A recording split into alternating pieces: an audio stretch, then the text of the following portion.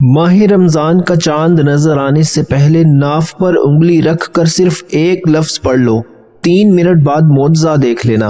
پھر یہ موقع 1 سال بعد ملنا ہے، جلدی فائدہ اٹھا لو، کہیں دیر نہ ہو جائے۔ بسم اللہ الرحمن الرحیم۔ السلام علیکم دوستو، کیا آپ جانتے ہیں کہ آپ کے جسم کا وہ کون سا حصہ ہے جو آپ کی پیدائش سے پہلے بھی آپ کی زندگی کی ضمانت تھا؟ وہ مقام جہاں سے آپ کو ماں کے پیٹ میں رزق ملتا تھا؟ جی ہاں، میں آپ کی ناف کی بات کر رہا ہوں۔ سائنس کہتی ہے کہ یہ جسم کا مرکز ہے، اور روحانیت کہتی ہے کہ یہ وہ دروازہ ہے جہاں سے برکت اندر داخل ہوتی ہے۔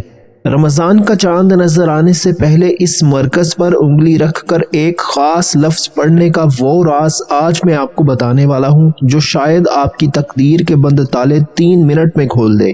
دوستو، رمضان کا مبارک چاند طلوع ہونے والا ہے، اور یہ وہ گھڑی ہے جب آسمان سے برکتوں کے فیصلے نیچے اترتے ہیں۔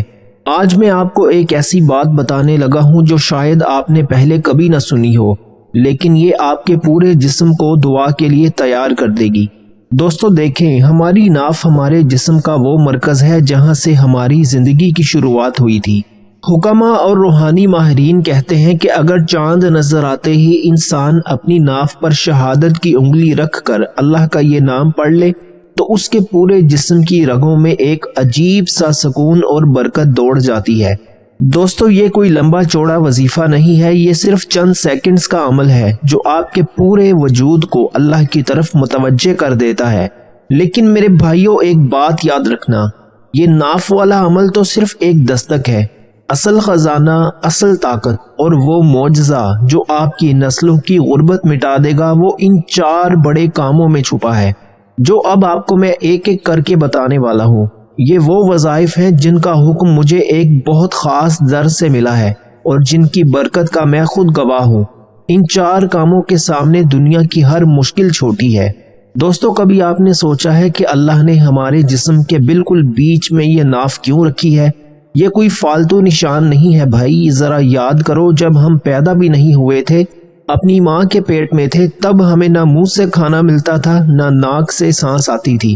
تب یہی وہ ناف تھی جو ایک نالی کے ذریعے ہمیں سب کچھ پہنچاتی تھی، یعنی ہماری زندگی کا پہلا رزق، پہلی خوراک اسی راستے سے آئی تھی۔ بڑے بوڑھے اور سیانے کہتے ہیں کہ ہمارے پورے جسم کی جتنی بھی نسیں یعنی رگیں ہیں، وہ سب کی سب اس ایک نقطے سے جڑی ہیں۔ اس لیے جب بندہ پریشان ہوتا ہے، اسے ٹینشن ہوتی ہے یا رزق کی وجہ سے اس کا دماغ کام کرنا چھوڑ دیتا ہے، تو اس کا اثر سب سے پہلے اسی جگہ پر پڑتا ہے۔ آپ نے دیکھا ہوگا بہت سے لوگوں کا جی گھبراتا ہے، ہاتھ پاؤں ٹھنڈے پڑ جاتے ہیں، وہ اس لیے کیونکہ اس کے جسم کا یہ مرکز سو جاتا ہے یا خشک ہو جاتا ہے۔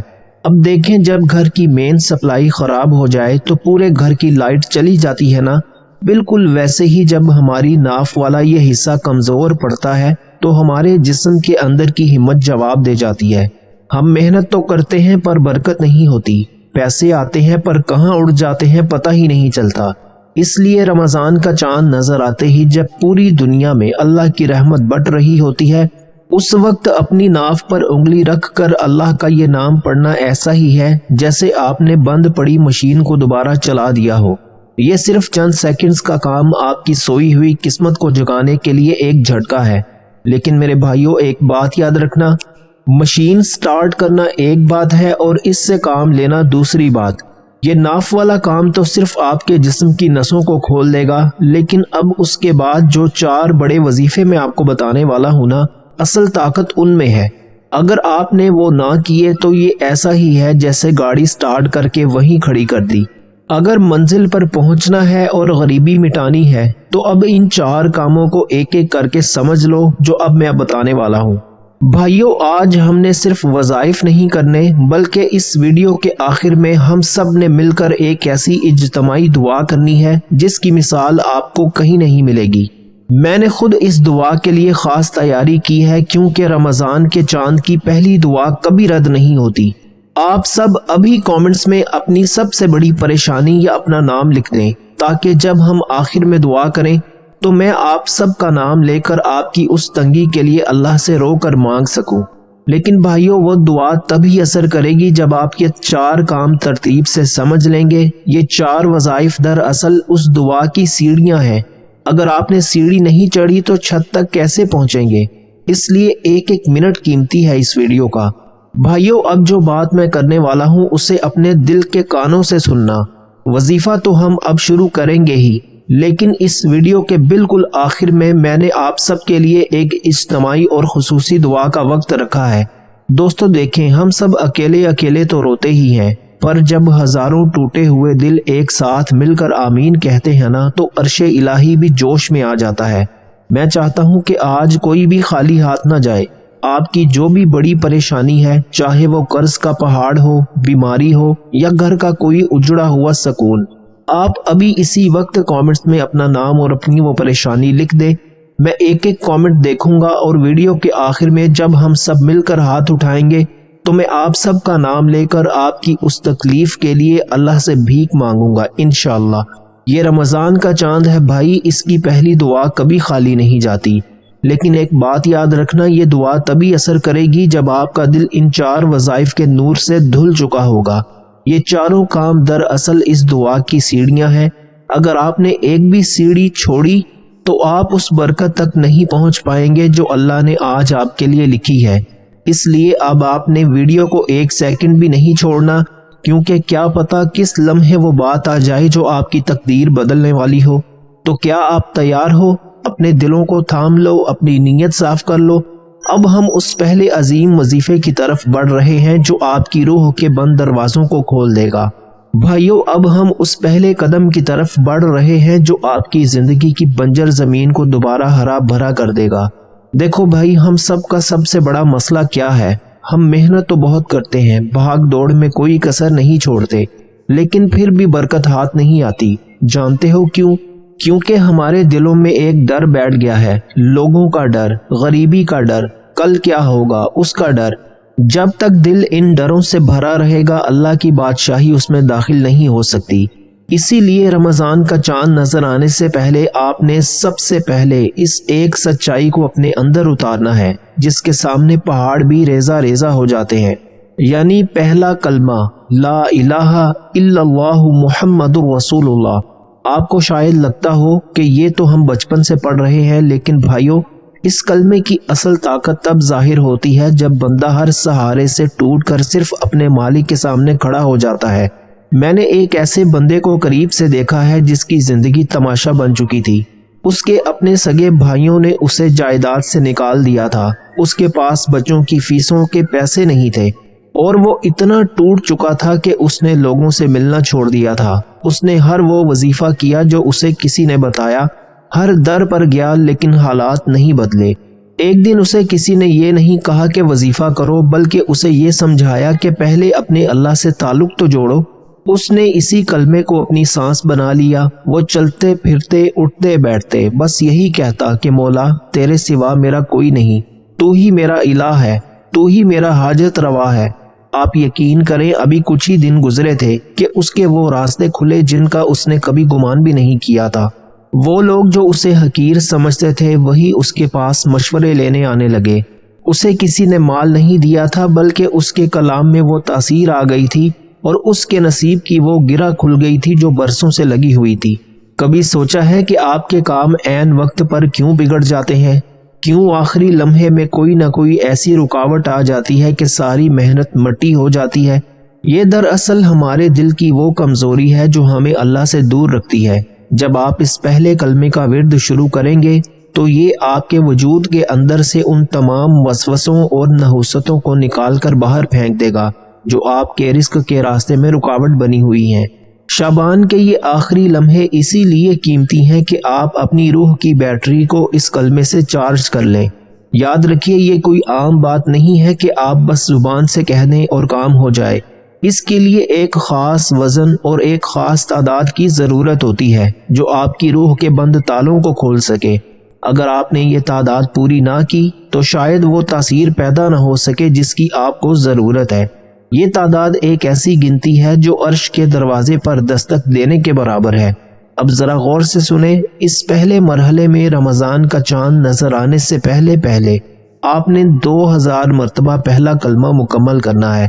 آپ کو لگے گا کہ 2000 بہت زیادہ ہے، لیکن بھائی جس کی تنگی اتنی پرانی ہو اسے ہمت بھی تو بڑی کرنی ہوگی۔ یہ 2000 بار کی تسبیح آپ کی زندگی کی ہر اس رکاوٹ کو جلا کر راکھ کر دے گی جو آپ کی دعا اور قبولیت کے درمیان کھڑی ہے۔ بھائیوں، پہلے قدم سے ہم نے دل کی صفائی تو کر لی، لیکن اب ذرا ٹھنڈے دل سے ایک بات سوچو۔ ہم گناہوں میں ڈوبے ہوئے لوگ، ہماری زبانوں پر جھوٹ بھی ہے، غیبت بھی ہے اور نہ جانے کیا کیا غلاظت ہے۔ کیا آپ کو لگتا ہے کہ ہماری یہ میلی زبانیں جب اللہ کو پکاریں گی تو ہماری فریاد میں وہ وزن ہوگا کہ وہ 7 آسمان چیر کر عرش الہی تک پہنچ جائیں؟ دوستو، سچ تو یہ ہے کہ ہماری دعائیں اکثر ہمارے سروں سے اوپر نہیں جا پاتی، کیونکہ ان پر گناہوں کا بوجھ ہوتا ہے۔ یہاں ہمیں ایک ایسے وسیلے کی ضرورت ہوتی ہے جس کی بات اللہ کبھی نہیں ٹالتا، ایک ایسا نام جس کا ذکر خود اللہ اور اس کے فرشتے بھی کرتے ہیں۔ جی ہاں، میں بات کر رہا ہوں حضور اکرم صلی اللہ علیہ وآلہ وسلم پر درود بھیجنے کی۔ لوگ مجھ سے پوچھتے ہیں، بھائی ہم تسبیح پڑھ پڑھ کر تھک گئے پر حالات کیوں نہیں بدلتے؟ میں انہیں کہتا ہوں کہ بھائیو، آپ اللہ کے دروازے پر دستک تو دے رہے ہو، پر آپ کے پاس وہ ویزا نہیں ہے جو دعا کو قبولیت کے مقام تک پہنچاتا ہے۔ درود ابراہیمی وہ مہر ہے جو جب کسی دعا پر لگ جاتی ہے تو وہ دعا زمین پر رہ ہی نہیں سکتی، اسے آسمانوں پر جانا ہی پڑتا ہے۔ میں نے اپنی زندگی میں ایک ایسے شخص کو دیکھا ہے جو قرض کی دلدل میں اس حد تک دھنس چکا تھا کہ اس کے پاس اپنی عزت بچانے کا کوئی راستہ نہیں رہا۔ وہ بندہ مصلی پر بیٹھ کر گھنٹوں روتا، پر اسے لگتا کہ جیسے آسمان کے دروازے اس کے لیے بند ہو چکے ہیں۔ پر اسے کسی نے ایک بات سمجھائی کہ میاں، تو اپنی پریشانیوں کا رونا لے کر بیٹھا رہتا ہے، کبھی اس ہستی پر سلام بھی بھیجا ہے جو تمام جہانوں کے لیے رحمت بن کر آئے؟ اس نے اللہ سے اپنی حاجت مانگنا چھوڑ دی اور بس درود ابراہیمی کو اپنی ڈھال بنا لیا۔ اس کا اٹھنا بیٹھنا، یہاں تک کہ دکان پر گاہک کا انتظار کرتے ہوئے بھی اس کی زبان پر یہی کلام ہوتا تھا۔ ابھی کچھ ہی دن گزرے تھے کہ اسے خواب میں وہ بشارت ملی جس نے اس کے رونگٹے کھڑے کر دیے۔ اس کے وہ تمام کام جو برسوں سے رکے ہوئے تھے وہ ایسے ہونے لگے جیسے کوئی غیبی ہاتھ انہیں چلا رہا ہو۔ اسے کہیں سے کوئی خزانہ نہیں ملا تھا، بلکہ اس کے رزق میں وہ برکت آ گئی تھی کہ تھوڑا کما کر بھی اس کے سارے قرضے اترنے لگے اور گھر میں وہ سکون آ گیا جو کروڑوں روپے سے بھی نہیں خریدا جا سکتا۔ میرے بھائیوں، کیا آپ نہیں چاہتے کہ جب آپ اس رمضان میں ہاتھ اٹھائیں تو اللہ آپ کی طرف محبت سے دیکھے؟ کیا آپ نہیں چاہتے کہ آپ کے نصیب کا ستارہ بھی چمک اٹھے؟ درود ابراہیمی صرف چند الفاظ نہیں ہے، یہ اللہ کے محبوب صلی اللہ علیہ وآلہ وسلم سے وفاداری کا ثبوت ہے۔ اور جب اللہ دیکھتا ہے کہ میرا بندہ میرے محبوب صلی اللہ علیہ وآلہ وسلم پر سلام بھیج رہا ہے تو وہ بندے کی ہر بگڑی بات بنا دیتا ہے۔ لیکن یاد رکھنا، یہ برکت تبھی ملے گی جب آپ اسے ایک خاص ترتیب سے پڑھو گے۔ بہت سے لوگ تھوڑا سا پڑھ کر چھوڑ دیتے ہیں، لیکن جس کی مشکل بڑی ہو اسے ہمت بھی بڑی کرنی پڑتی ہے۔ یہ وہ تسبیح ہے جو آپ کی دعا کے راستے سے ہر رکاوٹ ہٹا دے گی۔ اب ذرا کان کھول کر سن لیں کہ آپ نے یہ عمل کرنا کیسے ہے۔ اس دوسرے مرحلے میں رمضان کا چاند نظر آنے سے پہلے آپ نے 100 مرتبہ درود ابراہیمی پڑھنا ہے، وہی درود جو ہم نماز میں پڑھتے ہیں۔ یہ 100 بار کی تسبیح آپ کی تقدیر کے بند دروازوں پر وہ دستک ہے جسے اللہ کبھی انسنی نہیں کرتا۔ جب آپ 100 بار یہ سلام بھیجیں گے تو سمجھ لیں کہ آپ نے اپنی دعا کی قبولیت کا پروانہ لکھوا لیا ہے۔ بھائیو، اب جو بات میں کرنے والا ہوں شاید وہ آپ کو تھوڑی کڑوی لگے، لیکن سچ یہی ہے۔ ہم سب کہتے ہیں کہ قسمت خراب ہے، ہم پر کسی نے جادو کر دیا ہے یا ہمارے رزق پر بندش لگی ہوئی ہے، لیکن کبھی گریبان میں جھانک کر سوچا ہے کہ وہ بندش کسی اور نے نہیں بلکہ ہمارے اپنے گناہوں نے لگائی ہے؟ دیکھو میرے پیارے دوستو، جب ہم کسی کے ساتھ زیادتی کرتے ہیں نا، جھوٹ بولتے ہیں یا اللہ کی نافرمانی کرتے ہیں تو ہمارے نصیب پر ایک کالی چادر چڑھ جاتی ہے۔ آپ جتنی مرضی دوڑ لگا لیں، جتنا مرضی ماتھا رگڑ لیں، جب تک وہ کالی چادر نہیں ہٹے گی برکت گھر کے اندر قدم نہیں رکھے گی۔ استغفار وہ توبہ ہے جو آپ کے گناہوں کی اس کالی دیوار کو گرا دیتی ہے۔ میں نے ایک ایسے شخص کو دیکھا ہے جس کا ہنستا بستا کاروبار تباہ ہو گیا۔ اس کے گھر میں ہر وقت لڑائی جھگڑا رہتا تھا، بیوی بیمار، بچے نافرمان۔ اسے لگتا تھا کہ بس اب زندگی ختم ہے۔ وہ ہر عامل کے پاس گیا، ہر جگہ پیسے لٹائے کہ مجھ پر سے جادو ہٹا دو، لیکن ایک دن اسے کسی اللہ والے نے کہا کہ میاں تیرے اوپر کوئی جادو نہیں ہے، بس تیرے رب نے تجھ سے اپنا ہاتھ اٹھا لیا ہے کیونکہ تو نے اس سے معافی مانگنا چھوڑ دیا ہے۔ اس بندے نے اس دن سے توبہ کی۔ اس نے رونا شروع کیا کہ یا اللہ، میں اپنی غلطیوں کا اقرار کرتا ہوں، مجھے معاف کر دے۔ اس نے استغفار کی ایسی تسبیح پکڑی کہ اس کی زبان سوکھ گئی، لیکن اس نے توبہ نہیں چھوڑی۔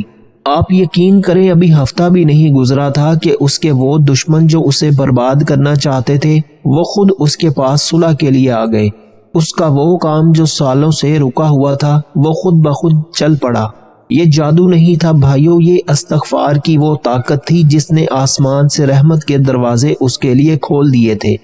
آپ کہتے ہو کہ بجلی کا بل نہیں بھرا جا رہا، بچے کی فیسیں نہیں ہیں۔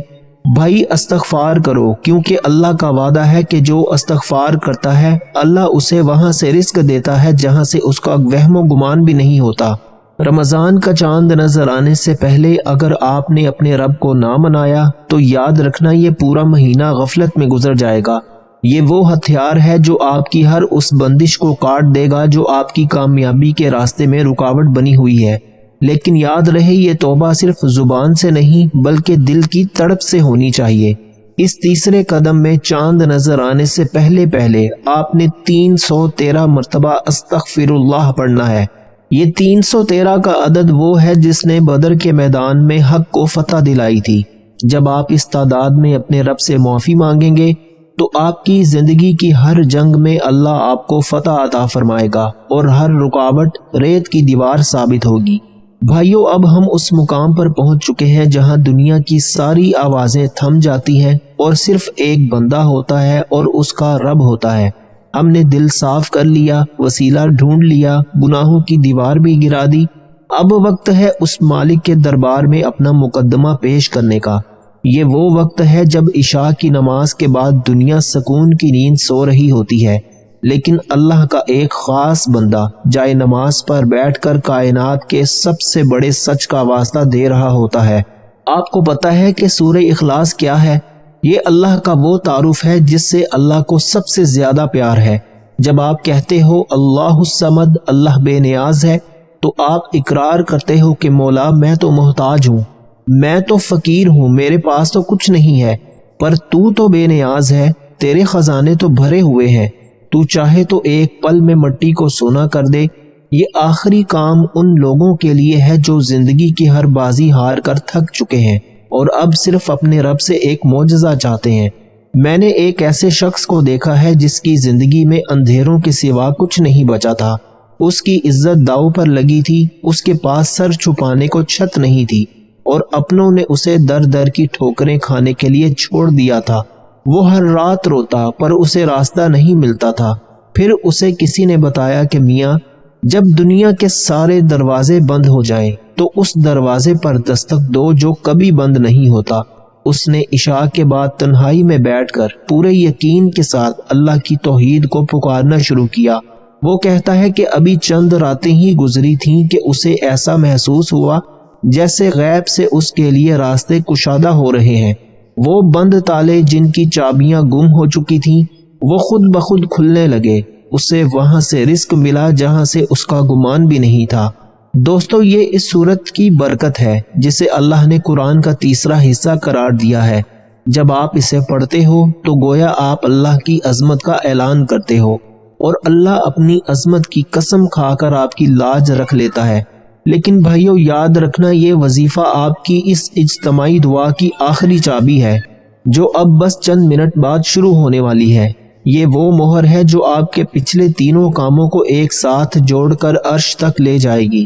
اگر آپ نے یہ وظیفہ کر لیا لیکن اس کے بعد ہونے والی اس رکت آمیز دعا میں شامل نہ ہوئے تو آپ اس بڑی برکت سے محروم رہ جاؤ گے جس کا وعدہ اللہ نے رمضان کے چاند پر کیا ہے۔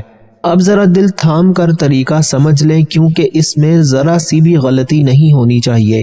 عشاء کے بعد جب آپ بالکل فارغ ہو جائیں تو آپ نے سب سے پہلے 11 مرتبہ درود ابراہیمی پڑھنا ہے۔ وہی درود جو ہم سب نے دوسرے قدم میں سمجھا تھا۔ اس کے بعد آپ نے ہر بار مکمل بسم اللہ کے ساتھ 41 مرتبہ 41 ٹائمز سورہ اخلاص پڑھنی ہے، اور جب یہ 41 بار مکمل ہو جائے تو آخر میں پھر 11 مرتبہ درود ابراہیمی پڑھنا ہے۔ یہ تعداد آپ کی تقدیر کے بند دروازوں پر وہ آخری دستک ہے جسے اللہ کبھی انسنی نہیں کرتا۔ جیسے ہی آپ یہ عمل مکمل کریں گے، آپ کا رابطہ براہ راست اس رب سے جڑ جائے گا جس سے اب ہم نے مل کر مانگنا ہے۔ لیکن دوستو، دعا شروع کرنے سے پہلے اب آپ کو میں وہ وظیفہ بھی بتاتا چلوں جو آپ نے اپنی ناف پر شہادت والی انگلی رکھ کر پڑھنا ہے۔ آپ نے صرف 7 بار یا اللہ پڑھنا ہے۔ جب آپ 7 بار یا اللہ پڑھ لیں گے تو اس کے بعد آپ کے پورے جسم کی رگوں میں ایک عجیب سا سکون اور برکت دوڑ جائے گی انشاءاللہ۔ اور یہ کوئی لمبا چوڑا وظیفہ نہیں ہے، یہ انتہائی چھوٹا اور چند سیکنڈز کا عمل ہے۔ اب دوستو، اپنے ہاتھ اٹھا لیں، اپنی نظریں جھکا لیں اور آواز میں وہ تڑپ لائیں جو ایک پکارنے والے میں ہوتی ہے۔ یا اللہ، یا رحمان، یا رحیم۔ مولا، ہم تیرے گناہگار بندے، تیرے عاجز بندے، آج شعبان کی ان آخری گھڑیوں میں، رمضان کی چاند کی اس مبارک گھڑی میں تیرے سامنے جھولیاں پھیلا کر بیٹھے ہیں۔ یا اللہ، ہم نے وہ وظائف کیے جو تیرے پیاروں نے ہمیں سکھائے، ہم نے تیری توحید کا اقرار کیا، تیرے محبوب صلی اللہ علیہ وآلہ وسلم پر سلام بھیجا، اپنے گناہوں کی معافی مانگی۔ مولا، اب تو اپنا کرم فرما دے۔ یا باری تعالیٰ، اس وقت جتنے بھی ہاتھ تیرے سامنے اٹھے ہوئے ہیں، تو ان میں سے ایک ایک کے دل کے حال کو بہتر جانتا ہے۔ مولا، کوئی قرض کے بوجھ تلے ایسا دبا ہے کہ اسے نیند نہیں آتی، کسی کی جوان بیٹی گھر بیٹھی ہے اور وہ بوڑھا باپ سفید بالوں کے ساتھ تیری طرف دیکھ رہا ہے، کسی کا کاروبار اجڑ چکا ہے، کوئی بیماری سے لڑ رہا ہے۔ یا اللہ، اس رمضان کے چاند کے صدقے ان سب کی مشکلیں آسان کر دے۔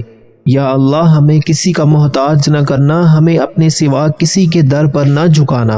یا اللہ، جن جن بھائیوں اور بہنوں نے کامنٹ میں اپنا نام لکھا ہے، جن کی جو بھی پریشانیاں ہیں، مولا ان سب کی آمین کو قبول و منظور فرما۔ یا اللہ، اگر ان کے نصیب میں کوئی تنگی لکھی ہے تو اپنے فضل سے اسے خوشی میں بدل دے۔